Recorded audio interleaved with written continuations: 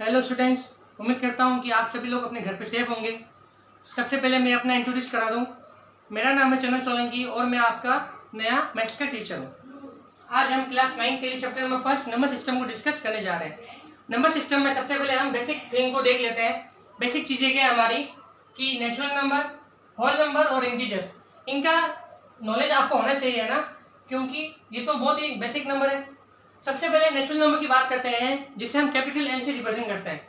Natural number क्या होते हैं? जो 1 से स्टार्ट होते हैं, ऐसे नंबर जो कि 1 से स्टार्ट हो, the number which are starting from the 1, ठीक है, जो कि 1 से स्टार्ट होते हैं और फिर उनकी काउंटिंग चलती रहती है मैथ्स में। जहां तक आपको पता है कि मैथ्स में काउंटिंग का कोई भी लिमिट नहीं है, जिसे हम क्या कहते हैं, इन्फिनिटी, है ना। इस सिंबल को हम किससे पढ़ते हैं? ये सिंबल किसका है? इनफाइनाइट का। तो जो 1 से स्टार्ट होते हैं और जिनकी काउंटिंग चलती रहती है वो होते हैं हमारे क्या? Natural number. देन हम आते हैं होल नंबर पे। होल नंबर नेचुरल नंबर का एक पार्ट है, बस एक इसमें हल्की सी चीज इंक्लूड हो जाती है, जीरो, कि that number which are starting from the 1, है ना, जो कि 1 से स्टार्ट, जो कि 0 से स्टार्ट होते हैं और फिर अगेन उनकी काउंटिंग भी चलती रहती है अप टू इनफाइनाइट। तो सबसे पहले हमने नेचुरल नंबर को डिस्कस किया, कैपिटल एन से इसको रिप्रेजेंट शो करते हैं, है ना, the number which are starting from the 1 and goes up to infinity. फिर हमने होल नंबर को स्टार्ट किया कि होल नंबर को कैपिटल डब्ल्यू से हम क्या करते हैं? रिप्रेजेंट करते हैं और उसमें जीरो भी इंक्लूडेड है, ठीक है। फिर आते हैं इंटीजर्स। इंटीजर्स क्या होते हैं? इंटीजर्स में हमारी माइनस की भी वैल्यू होती है और पॉजिटिव भी वैल्यू होती है, नेगेटिव भी वैल्यू होगी एंड पॉजिटिव वैल्यू भी इसके अंदर होगी। तो -3, -2, -1, then 0, then +1, +2 and so on, dash dash dash, इधर भी से भी डैश डैश, मतलब यहाँ से भी माइनस इन्फिनिटी से अप टू प्लस इन्फिनिटी। मतलब इंटीजर्स क्या होंगे जिसे हम कैपिटल जेड से रिप्रेजेंट करेंगे, जो कि माइनस में भी काउंटिंग होगी, जीरो भी होगा और अप टू प्लस में भी क्या होगी? काउंटिंग होगी। ये तो 3 हमारे बेसिक नंबर्स हैं जो कि हम हर क्लास में डिस्कस करते हैं, ठीक है। अब हमारे चैप्टर का जो मेन पोर्शन है वो स्टार्ट होगा। जितना भी मैं आप लोगों को पढ़ा रहा हूँ, आपको उस सभी चीजों को अपने कॉपी में लिख लेना। फिर हम डिस्कस करते हैं हमारा 4th नंबर, जो कि जिस पर हमारा चैप्टर बेस है, रैशनल एंड इरेशनल नंबर। हम रैशनल नंबर की डेफिनेशन डिस्कस करते हैं, जिसे हम कैपिटल क्यू से रिप्रेजेंट करते हैं, कि ऐसे नंबर जिनको हम पी अपॉन क्यू के फॉर्मेट में रिप्रेजेंट कर सकते हैं उन्हें हम क्या कहते हैं? रैशनल नंबर कहते हैं। ध्यान से सुनिएगा वापस definition. A number which can be represented in the form of p upon q is called as the rational number, ठीक है।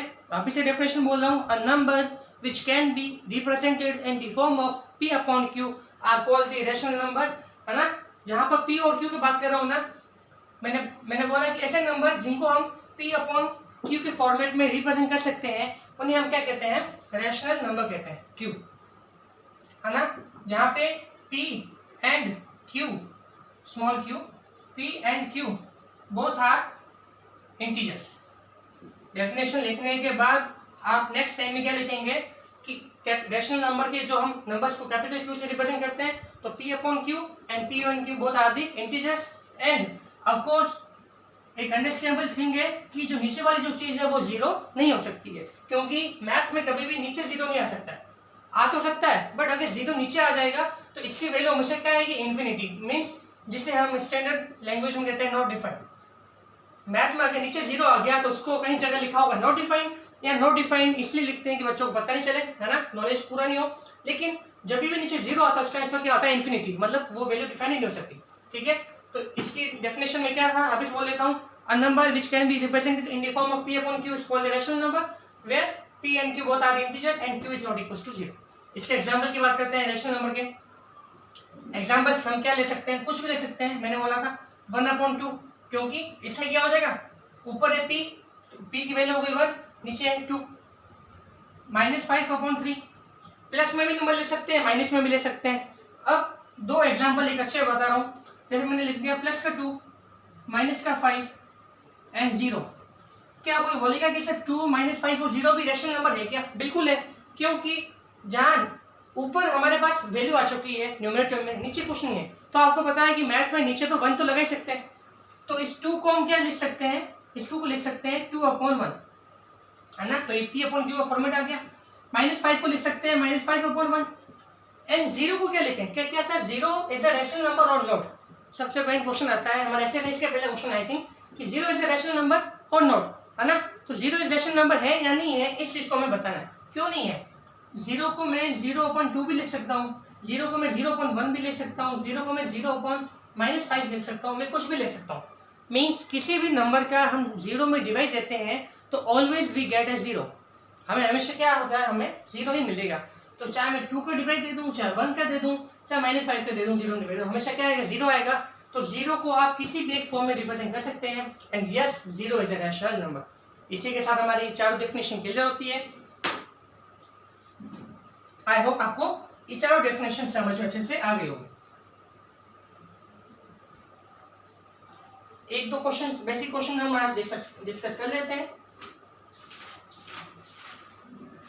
देखिए, क्योंकि 9th में आपके एग्जाम्पल्स एनसीईआरटी में एग्जाम्पल भी आते हैं एग्जाम में, तो फर्स्ट हम क्या करेंगे, एग्जाम्पल से भी गो थ्रू होंगे।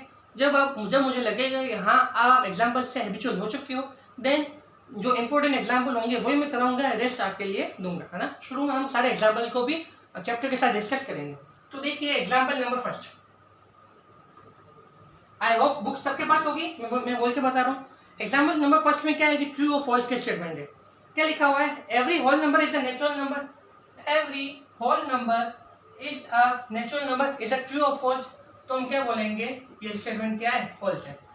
क्यों है? क्योंकि होल नंबर में क्या आता है, हमारा 0 से स्टार्ट होते हैं, जबकि ये क्या होता है 1 से स्टार्ट होता है ना? 0 1 डैश डैश चलेगा और ये 1 से 2 फिर डैश डैश, है ना? तो इसने क्वेश्चन में ये बोला था कि every whole number is a natural number, no, because 0 is not a natural number, obvious thing. Second चीज क्या है, every integer is a rational, every z for integer is a Q, rational number हो सकते हैं, बिल्कुल हो सकते हैं। ये स्टेटमेंट क्या हमारा ट्रू हो जाएगा। क्यों? मैंने क्या बोला था कि रैशनल नंबर को हम p/q के फॉर्मेट में लिख सकते हैं। तो अगर मैं -2 ले लूं और +2 ले लूं और 0 ले लूं, ये तीनों क्या हमारा इंटीजर है। तो मैंने प्रीवियस एग्जाम्पल में आपको डिस्कस किया था ना कि किसी भी एक सिंगल नंबर को भी हम p/q के फॉर्मेट में रिप्रेजेंट कर सकते हैं। सिंपली उसके नीचे क्या लिख दे, 1 लिखते हैं, -2/1 +2/1 एंड 0/2। तो किसी भी इंटीजर को किसी भी रैशनल नंबर में रिप्रेजेंट किया जा सकता है। तो all are the integers are a part of a rational number. इसे ये जो स्टेटमेंट है हमारा क्या है, ट्रू है। लास्ट स्टेटमेंट क्या है, every rational number is an integer, every rational number q is an integer. क्या ये स्टेटमेंट ट्रू है क्या? इसका कन्वर्स, इसका वाइस वर्सा, नो, ये फॉल्स है हमारा। क्यों फॉल्स है आप बताइए? क्योंकि अगर मैंने +1/2 ले लिया, ये एक रैशनल नंबर तो है बट इंटीजर है क्या? नहीं, क्योंकि इंटीजर्स क्या होते हैं, इंटीजर्स की वैल्यू फ्रैक्शंस में नहीं होती है ना? सिंपल सा क्वेश्चन है। आई होप आपको ये फर्स्ट एग्जाम्पल क्लियर हो गए होंगे। नेक्स्ट एग्जाम्पल अपन अपनी नेक्स्ट क्लास में डिस्कस करेंगे। तब तक के लिए students is thanks and goodbye, take care.